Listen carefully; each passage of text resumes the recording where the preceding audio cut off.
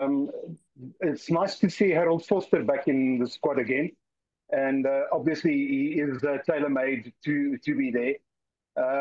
Your reasoning behind Foster's inclusion in this quite bullish team?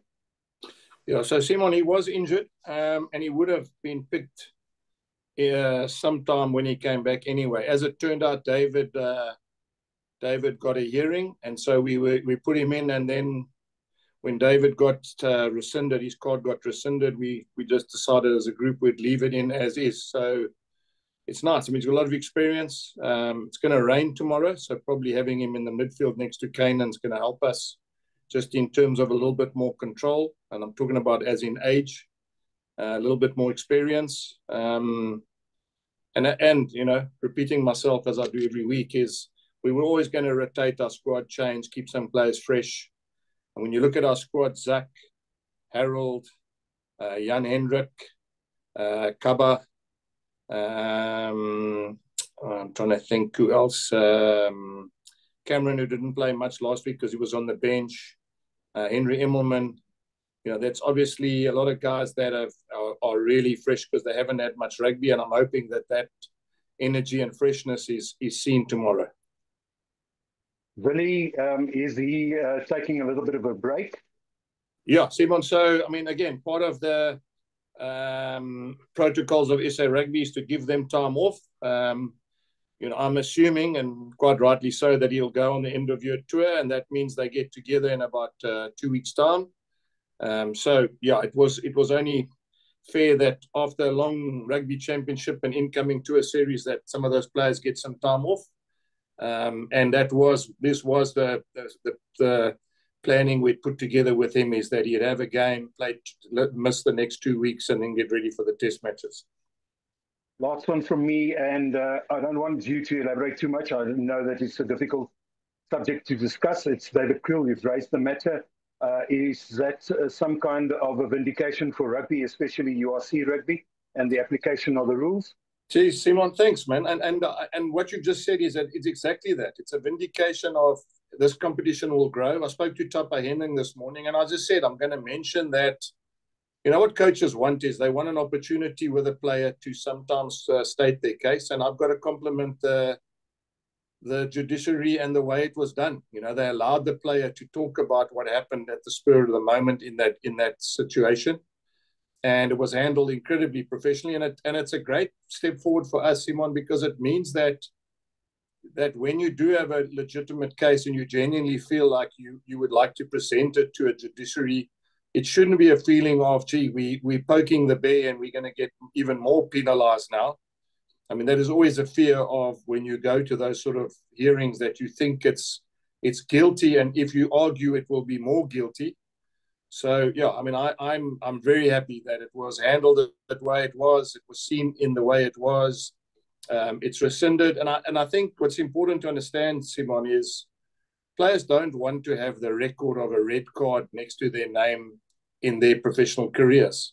So, you know, to say just accept it and get a lenient or a more lenient sentence is sometimes, the worst thing you can do, because that red card stays on your profile forever. So I would like to say that I'm very, very happy the way it was done. I'm very happy with the outcome. And obviously, I'm very happy as a coach that when you do present a legit case, it's not an indictment or attack on any of the officials. You know, there's human error. And I think that also just proves that when there is human error, it can be rescinded. And so I'm very, very happy with the way that it was dealt this week. Okay, it's Ashfaq, how's it? Ashfaq, how are you going? Right, man. You've left out the captain, Ruan. Is he taking a break as well? Yes, yeah. So captain will be Akka. He captained against Edinburgh for us. And then obviously if he comes off, we've got Grobler or we've got Reinhard Ludwig that can take over and control the captaincy. But the captain for the weekend is Akka van der Merwe. Yeah, so just the effect on the lineup there. Obviously, we know Ruan Luque is a superb lineup organizer and jumper. Cobus Wissa has played 5 and 7 and 4 even over the years. Yeah, just in terms of the calling, you happy with what you've got there? Yeah, Ashak. I mean, it is something that we don't take for granted, having a guy like Ruan Nokia, who now calls the lineout for South Africa. But we can't rely on Ruan Nokia every single Saturday for 80 minutes. I think, to be fair, we've got to be good enough to upskill players in and around the team. So, so we got Reinhard Ludwig. He's called a lineout before. Krubis has called a lineout before. So we should be covered there. I mean, you obviously can't buy experience, but the only way you're going to learn, or the only way you're going to adapt, or the only way you're going to grow is to be put in that environment. So I'm sure we'll be okay, Ashfaq. Just one more, Jack, in terms of Immans, he's sort of had a difficult time since he joined the Bulls. He had a few injuries, but whenever he plays, he seems to score tries as well. Yeah. Now at fullback, and obviously he played in Scotland before, so you would expect him to handle wet and rain and wind. Yeah, he's just been so unfortunate, Ashfaq. I mean, injuries. I mean, right at the beginning when he came to us, he had a misfortune of a off the field incident as well. Someone tried to steal his cell phone, and he obviously got injured, so that put him out for a while. But I mean, he's now back, and he was always, as I said, always going to get a chance as well. He's played wing and fullback. He's played at Montpellier in the French Championship. He's played in the URC for Edinburgh. He's played in European Cup games, and got a massive boot, as you all know. And tomorrow with the rain, maybe it's an added advantage to have his experience, but also the length of his kick out of his half. Thanks, Kanan. I was waiting for you there. Hi, Coach. How are you? Yeah, I tell you, good. Thanks, man. Good, Coach. I mean, just from the past year, since I've been covering you, I've quite heard you narrate, how rugby has moved through different eras and phases during the professional era. Right now, with where we are with SA Rugby, with the equity deal, just your thoughts on that, and how important is this phase, in the context of rugby moving forward? Just wanted to get your thoughts on that, Coach. Yeah, look, Ati, I mean, you know me well enough to know I'm not going to talk about equity deals and SA Rugby. I mean, I don't understand that all. And, all I will say is that rugby is in South Africa as strong as it's been for a long, long time. And, whatever we need to do, we need to make sure that we stay ahead of the curve on and off the field. But it would be wrong of me to start commenting on whether it's a good or bad thing, or whether the deal should go through or not go through. Because as you can imagine, I'm not privy to all that information. Yeah. Coach, just looking ahead to this weekend's game, again, how important is this fixture again, in terms of getting 2-2 on tour, moving forward with that momentum, as you go about these key phases of the season? I tell you, again, take this. You always ask me, how does this game, where does this game fit in, and how does this game, and is it important? And I suppose I sound like a stuck record. Every game the Bulls play in a franchise like us is important. Every win is important. It doesn't matter it's away, it doesn't matter it's home. You play at home, you have your home crowd. You play away, it's a away win. I'm very fortunate in that the club and the players and the organisation understand that whenever we wear the Bulls jersey, whenever we run out, there's an expectation from us as a group and from our supporters to win.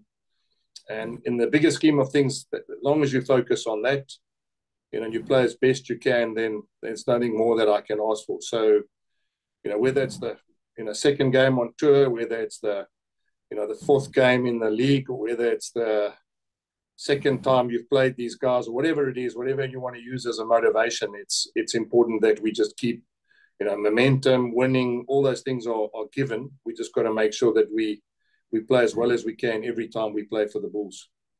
Jake, Brendan, I hope it's going well there in Wales. Just wanted to get your thoughts on Scarlets, their win over Cardiff, what you saw there, and also coming up against Albert van der Berg, who obviously will have a couple of tricks up his sleeve as well.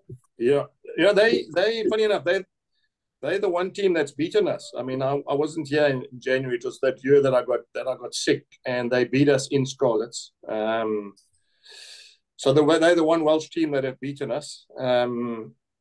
And Albert, I'm sure, will know a lot about the South African players, and he will know a lot about the Bulls psyche as well. And they not only did they beat Cardiff last week, they also drew with Benetton in Benetton. So they definitely a strong team, and they definitely, I suppose, are not a team that you can go in underestimating them. And as I said, they beat us 2 years ago in Wales. So yeah, we'll take it seriously, Brent. And again, not because of any different, that it's another game, it's another opportunity for the Bulls to build on what they've built on over the years. And I'm not even talking about URC as a franchise, as a union, as a rugby club. This is just another opportunity for ourselves to do as best we can. Just away from the game, one thing I wanted to ask you about the 20-minute red card, just your thoughts on that. It's obviously receiving a lot of attention across the world at the moment. Yeah, I'm not a fan, Brent. I mean, obviously on Saturday I would have loved a 20-minute red card, because then David could have, I could have put someone else in his place. But if you're asking me for my opinion, I'm not a fan. I just think that, I mean, a red card is a red card, and then, now it'll become, is it really red, and should it have been red? And, and if it's 20 minutes, then, my fear is then we might just go to, if you're not sure, you give a red and it's 20 minutes. So, what we could do is make an orange card. An orange card is just between a red and a yellow, and the orange is 20 minutes, and then the red is completely off. So, yeah, I'm not a fan. I mean, a red is a red, and there's a reason it's a red, and there's a reason why you have to play with one man short, and that's why I've always said that's why there was a red card. I just don't think we make it tougher for the referees now, because, as I said, is that closer to red or closer to yellow? And it's closer to red, then it's 20 minutes, and if it's closer to yellow, then it's 10 minutes. And I just think it will confuse people even more now. And that's why I'm complimenting the judiciary and the way URC ran this judiciary and this hearing. He got red, and he got found not guilty, and it got rescinded, and it was a yellow. We don't then get another bonus point now. We don't then, that is what it is. So I suppose I'm labouring on a bit, Brendan, but I'm not a fan that when you give reds and one's 20 and one's, because all it'll happen is it'll just create another. It's not going to take the problem away. I think it's going to make the problem even bigger. Hi, Jack. You were talking just now about, the step up that you guys have made, and after the final earlier in the year, do you feel that you guys have come out the season mentally stronger, because you've been in 2 finals, you've lost 2 finals, and it just looks like there is something different to your team in these first couple of games of the season? Yeah, I'm smiling, Morgan, because every time a journo asks me, you've been in 2 finals, you lost 2 finals. I mean, surely then, if someone was saying that to you, would you be mentally stronger? Wouldn't you then get up in the morning and say, I'm going to hear the whole season, how many finals we played and how many we lost? Then that would motivate you. So, yeah, I mean, that's why I sort of suppose I'm smiling, because in sport, the margins are so small. We've come close twice. I've said it many times. We've exceeded our expectations. Our average age of our squad in year 1 was 23, and that was like almost coaching a junior team. And we will inevitably get stronger, and we will inevitably become 1 year older. The Groblaars and the Steenkamps and the Ruan Nokias and the guys who've been with me, David Kriel, those guys who've been with me for 4 years now, they will inevitably become older, smarter, wiser, tougher, and I've got no doubt that the way that they've got themselves into playoffs and haven't won must be a motivating factor. You're talking about professional athletes that. I mean, you watch golfers, when you see Rory miss a putt not to win a tournament, how gutted he is, even though he's won plenty times. So, yeah, Morgan, it is exactly like that. We know that we've knocked over the last hurdle twice. We know what that feels like. We know how important winning is. We know how important bonus points are. We know how important tours are. Because we've been together as a group. So, if that is the case, and you're picking up that there's a different resilience, and there's a different look, and there's a different determination that you read into this group of players, well, then I'm really happy, because that needs to happen. Jake, thank you for the opportunity. I don't think there's much more to ask, because you gave all the answers and everything. Yeah, just good luck. Thank you. No, we're looking forward to it. It's one thing, Cole, when you're on tour, you spend a lot of time together, you talk a lot, you can have a lot more planning meetings, you can get to know each other, and so touring can sometimes also bring your team a little bit closer and spend a little bit more time talking about rugby, and that's what's so nice about this group as well. I know groups that get on and groups that are happy and groups that spend time together are teams that do well, and I can tell you that whether it's week 2 or week 3, whatever, this group is getting stronger and stronger. So what Morgan said to me is obviously pleasing. If there is a look of determination and there is a look of something different, well, then at least we know we're on the right track. Hello, Jake. Kobus here. Kobus? Jake, just a word on Jan-Hendrik Wessels at Lucet. Obviously, Gerard opened the door for him with his injury on Saturday. But just a word on Jan-Hendrik getting a go in the number 1 jersey. You know my feeling. I mean, I still think he's going to be a very good hooker. And the reason for that is because that I think he's got age on his side. But he has played Test rugby at Lucet. And it does create an opportunity for him to get a game. And he wants to play. I can't keep him out forever and a day. I've got Akker as the captain. I've got Krobis, who's a Springbok, on the bench. And I just feel that this combination against the Scarlets is one that we can work in our favor. He's quick, he's strong, he's a good athlete. So it was a no-brainer. I need to give him game time. He's fresh. He's another guy I should have mentioned. Just like Henry, just like Zach, just like Kaba. They're all fresh. They all haven't played. They haven't been knocked around for the last 2-3 weeks. So it's nice that they can come into this game fresh and ready. Jake, just lastly from me, regarding Willie, presumably he returned home now for his 2 weeks rest. Ruan and Elrich, are they staying on with the squad, or will they be available for the next 2 games, or are they also on their way? Kobus, I'll pick my team next week and I'll give you who's going to be here and not going to be here. Even if they're there, they could still be here. That's one of the nice things about I must say that's another thing that I'm really. I mean, I take it as a given, and I don't take it for granted. Our club is in a wonderful position where if we fly a guy back, and we want to fly him back again. My mother's on an official BBC. Sorry, when we got a club that we want to fly someone in to win a game, we can actually do that. So it's not a case of he's at home and he can't be here, or he's here and he can't go home.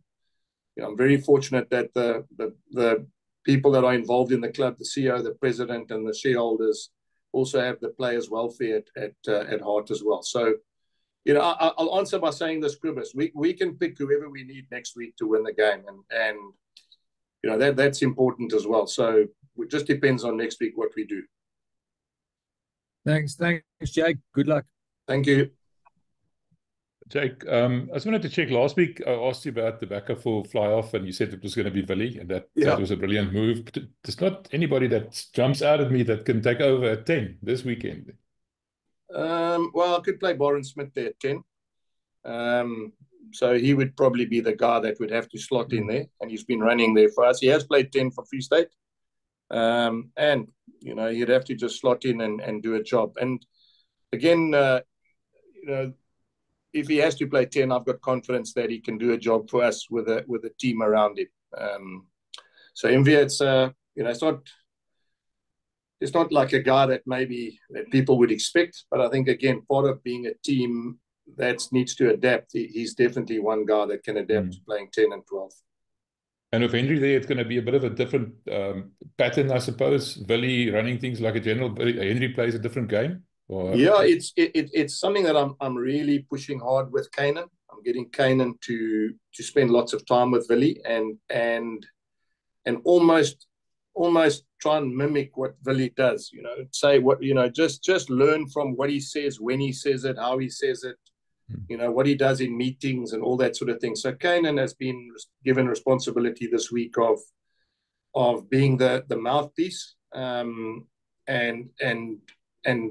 doing the things that Willie would have done as a senior. And that is also, it's nice to see him there because, you know, obviously a guy like Kanan needs to grow, and he can play fullback, center, and wing. So having him understanding the roles of everybody and being able to talk about them and communicate them and feel comfortable in meetings to be able to coach them to his teammates is also going to make him a much better player. And you're still sure that Kanan futures at 13? You know, yeah. I still do. That's why he's enjoying it there. He played well last week. He probably missed a few tackles, which he was annoyed with himself with. But that's also because it's the center combinations. It's him being at center and then wing and then fullback. You know, I've probably got to be fair to him going forward, and I need to give him enough time and enough training time to actually adapt playing in that position. And that will come down to us as a coaching staff to make sure we're fair on him. We can't expect 1 week is at fullback, next week is at wing, next week's at center, and expect him to be growing into that position. So for this tour, I mean, he played center last week, he'll play center this week. Hopefully, you know, he'll play well enough, and we'll be able to play him there next week again.